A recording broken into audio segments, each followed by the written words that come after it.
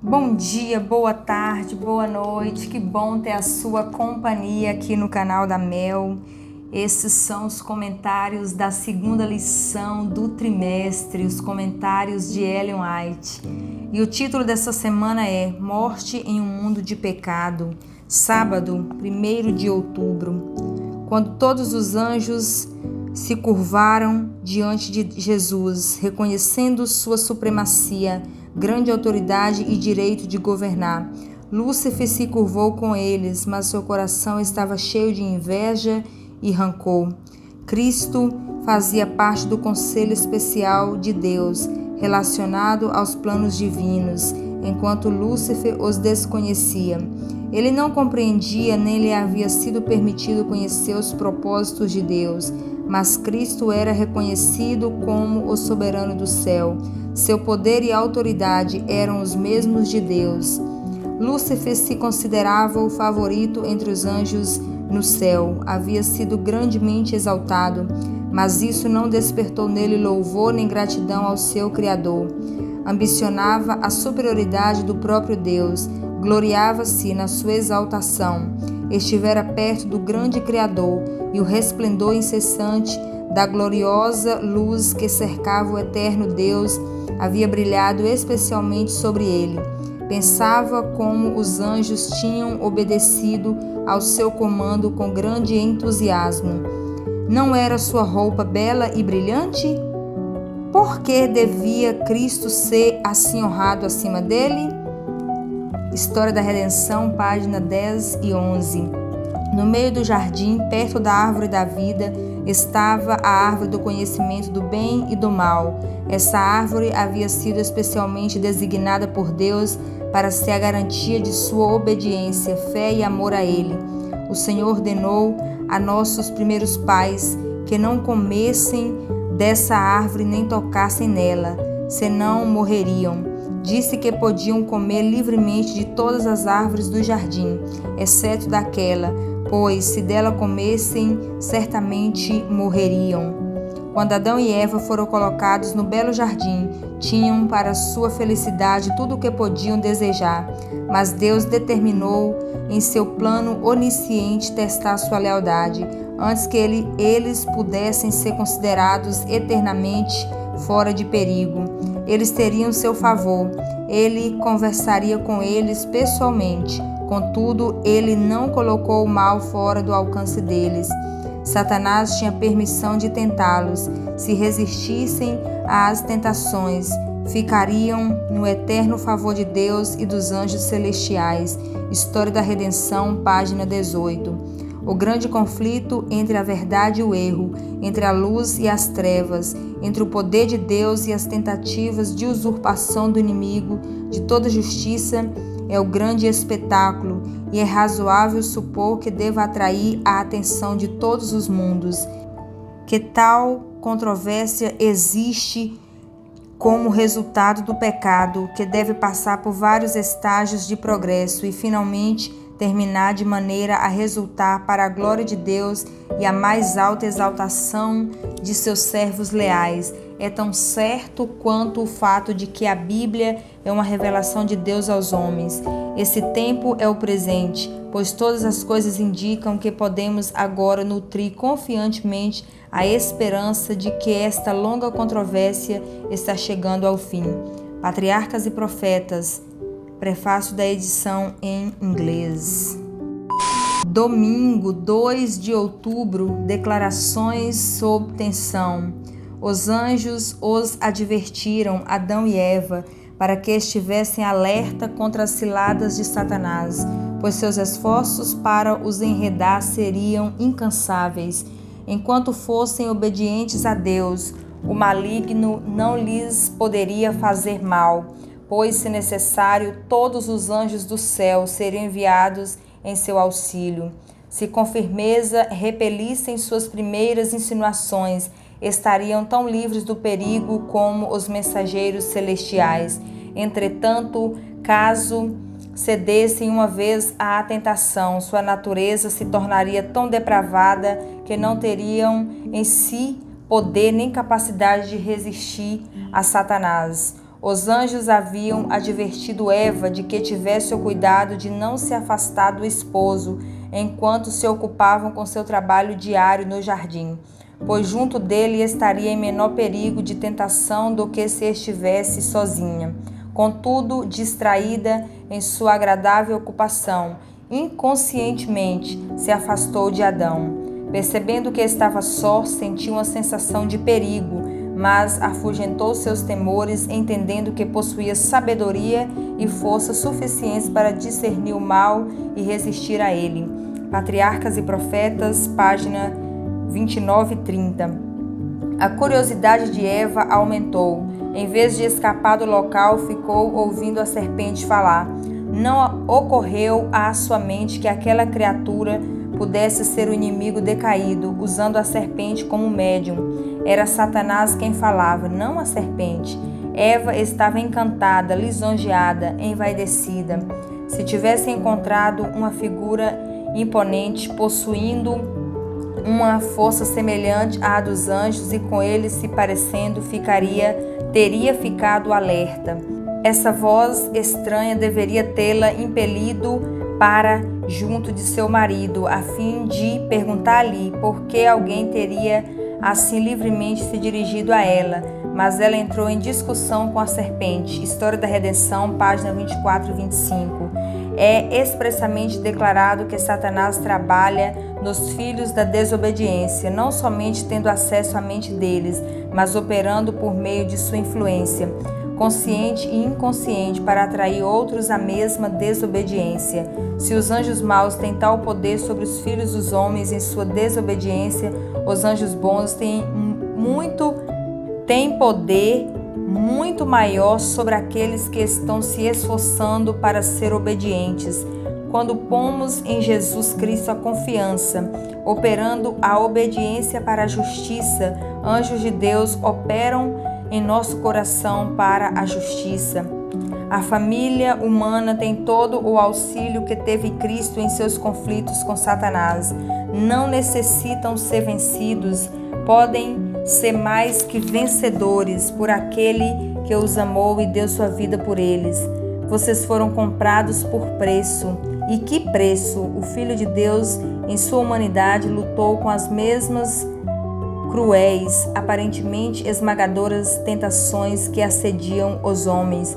Cada um será tentado, mas a palavra declara que não seremos tentados acima do que podemos suportar.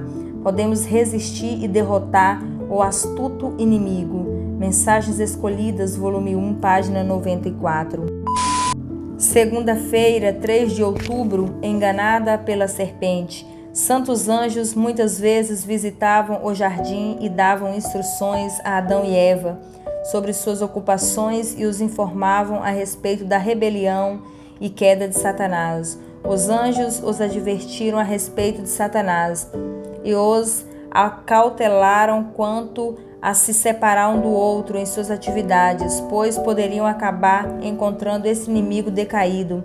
Os anjos também lhes ordenaram que seguissem bem de perto as instruções que Deus lhes tinha dado, pois somente na perfeita obediência eles estariam a salvo. Só assim esse inimigo decaído não teria poder nenhum sobre eles. Satanás deu início à sua obra com Eva, a fim de levá-la à desobediência. Ela cometeu seu primeiro erro afastando-se do marido, ficando em seguida nas imediações da árvore proibida e depois dando ouvidos à voz do tentador, ousando até mesmo duvidar do que Deus havia dito. No dia em que dela comer, você certamente morrerá. Gênesis capítulo 2, versículo 17. Ela pensou que talvez o Senhor não quisesse dizer justamente isso e, aventurando-se, estendeu a mão, tomou o fruto e o comeu. Ele era agradável aos olhos e ao paladar. Ela então admitiu que Deus os havia privado daquilo que era realmente para seu bem. Primeiros Escritos, página 145. Satanás desejava incutir a ideia de que, pelo ato de comer da árvore proibida, Adão e Eva receberiam um novo e mais nobre tipo de conhecimento do que até então tinham alcançado. Esta tem sido sua ocupação específica com grande sucesso desde a queda, levar os seres humanos a tentar se intrometer nos segredos do Todo-Poderoso, a não estar satisfeitos com o que Deus revelou e não ter o cuidado de obedecer ao que Ele ordenou. Pretende induzi-los a desobedecer aos mandamentos de Deus e então fazer com que creiam que estão entrando no maravilhoso campo de saber. Isso é pura conjectura, um infeliz engano. Eles deixam de compreender o que Deus revelou, menosprezam seus mandamentos explícitos e querem mais sabedoria, independentemente de Deus, procurando compreender aquilo que Ele resolveu reter dos mortais. Alegram-se com suas ideias de progresso e se encantam com sua própria vã filosofia, mas estão tateando nas trevas da noite quanto ao verdadeiro conhecimento. Estão sempre estudando e nunca são capazes de chegar ao conhecimento da verdade. História da Redenção, página 25. O conhecimento que Deus não queria que nossos primeiros pais tivessem era o conhecimento da culpa, e quando atenderam aos argumentos de Satanás, que eram falsos, foram introduzidas em nosso mundo a desobediência e a transgressão. Essa desobediência à expressa ordem de Deus, essa crença na mentira de Satanás, abriu sobre o mundo as comportas da desgraça. Mente, Caráter e Personalidade, volume 2, página 562. Terça-feira, 4 de outubro, vocês não morrerão. Submetendo-se às sugestões satânicas, nossos primeiros pais abriram as comportas da maldade sobre o mundo. Os princípios duvidosos do pai, da mãe, da raça humana, influenciaram alguns daqueles com quem se associavam. A maldade que começou no paraíso tem se estendido ao longo dos séculos. Embora Adão e Eva relatassem com tristeza a seus filhos a lamentável história da queda, sua família se tornou dividida. Caim preferiu servir a Satanás, Abel a Deus. Caim matou seu irmão Abel, porque não desejava seguir seu exemplo. Olhando para o alto, página 35. Tanto o espiritismo moderno quanto as formas antigas de feitiçaria e adoração de ídolos, tendo todos a comunicação com os mortos como princípio vital, se baseiam naquela primeira mentira pela qual Satanás seduziu Eva no Éden. Certamente não morrereis, porque Deus sabe que no dia em que dele comerdes, serei como Deus. Gênesis capítulo 3, versículo 4 e 5. Fundamentados na falsidade e perpetuando-a, são igualmente oriundos do pai da mentira. Os chamados espíritos familiares não eram espíritos dos mortos, mas anjos maus, mensageiros de Satanás. A Bíblia declara que a antiga idolatria, que como vimos compreende tanto o culto aos mortos quanto a pretensa comunicação com eles, era culto prestado aos demônios. Uma vez que tem a mesma base, o espiritismo moderno é apenas um reavivamento com nova roupagem da feitiçaria e do culto aos demônios que Deus condenou e proibiu na antiguidade.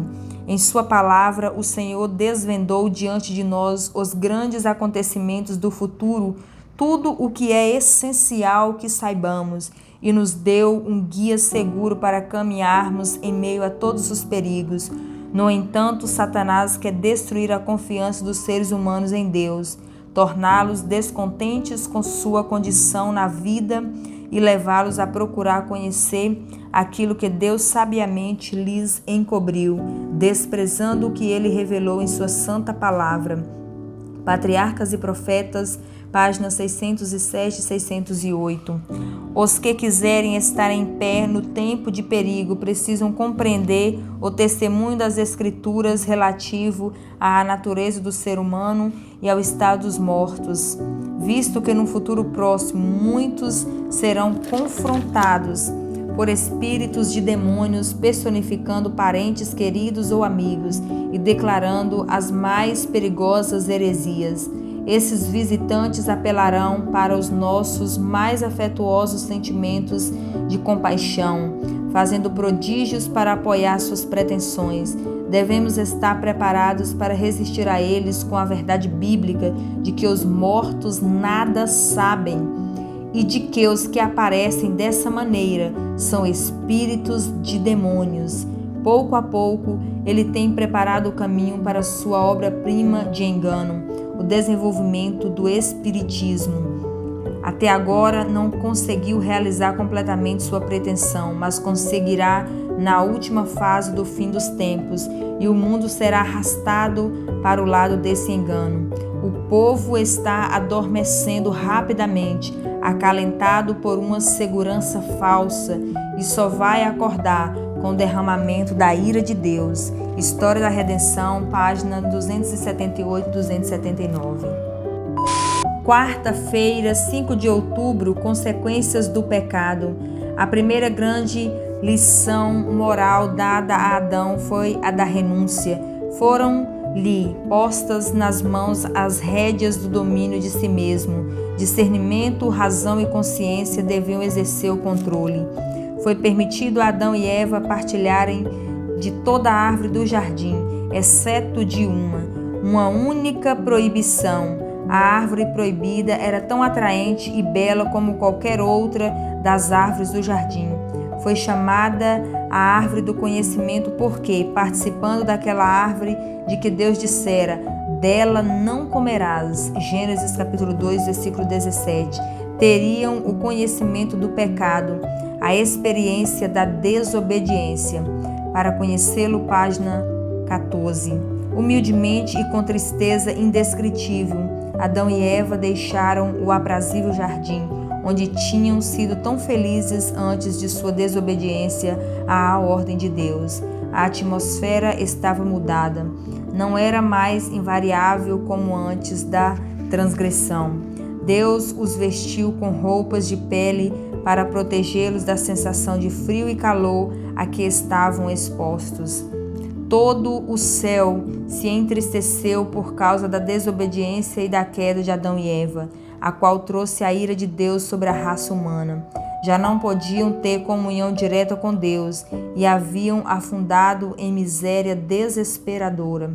A lei de Deus não podia ser mudada para atender às necessidades humanas, pois no planejamento divino ela jamais iria perder sua força nem dispensar a mínima parte de suas reivindicações. História da Redenção, página 34. O Filho de Deus se compadece do ser humano decaído. Ele sabe que a lei de seu Pai é tão imutável como ele mesmo. Ele só pode ver uma saída para o transgressor e se oferecer a seu Pai como um sacrifício pelo homem, para tomar sobre si a culpa e o castigo do ser humano e redimi-lo da morte, morrendo em seu lugar, e assim pagar o resgate. Por causa de seu querido filho, o Pai adia por um tempo a execução da morte. A ele entrega a Cristo a humanidade decaída. A transgressão da lei de Deus trouxe miséria e morte em seu rastro.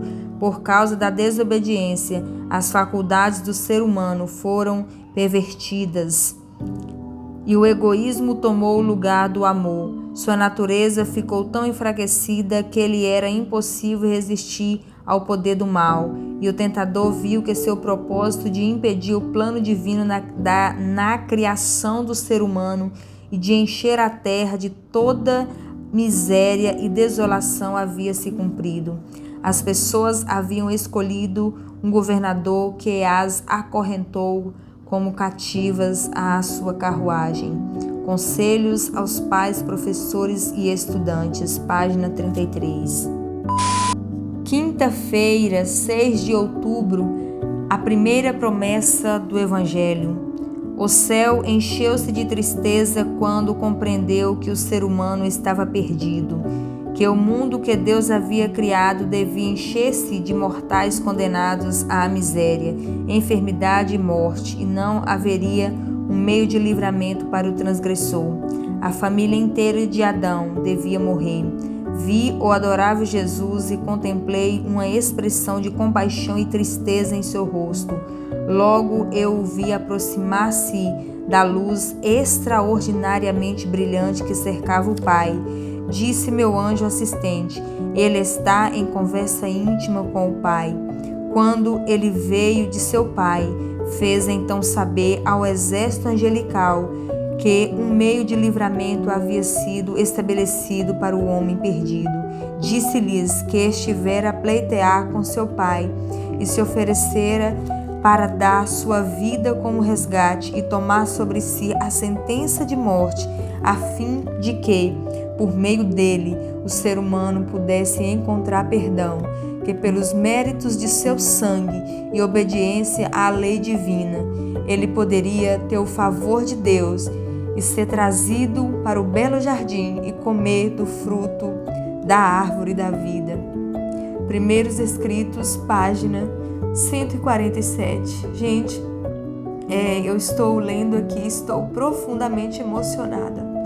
Como não amar esse Jesus que se entregou por mim e por você?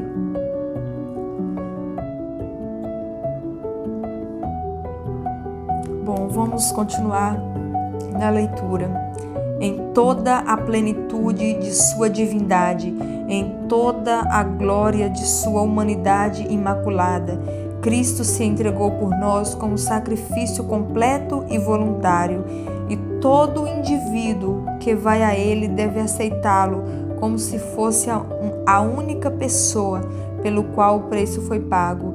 Assim como em Adão todos morremos, também todos serão vivificados em Cristo, pois os obedientes ressuscitarão para a imortalidade, e o transgressor ressurgirá dentre os mortos para sofrer a morte, a penalidade da lei que ele infringiu.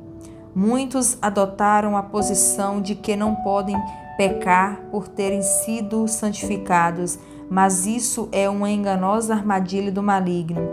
Há constante perigo de cair em pecado, pois Cristo nos admoestou a vigiar e orar, para que não entremos em tentação.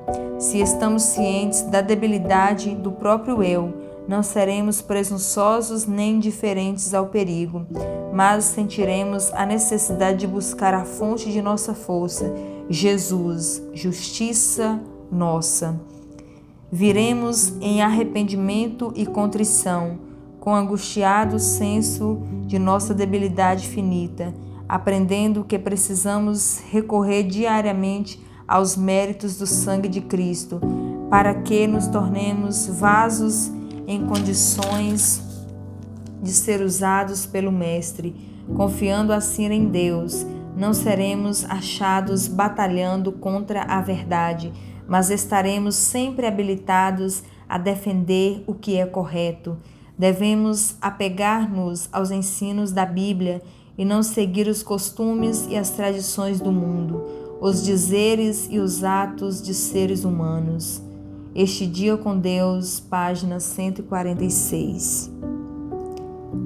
Que Deus te abençoe, tenha um ótimo sábado e até a próxima semana.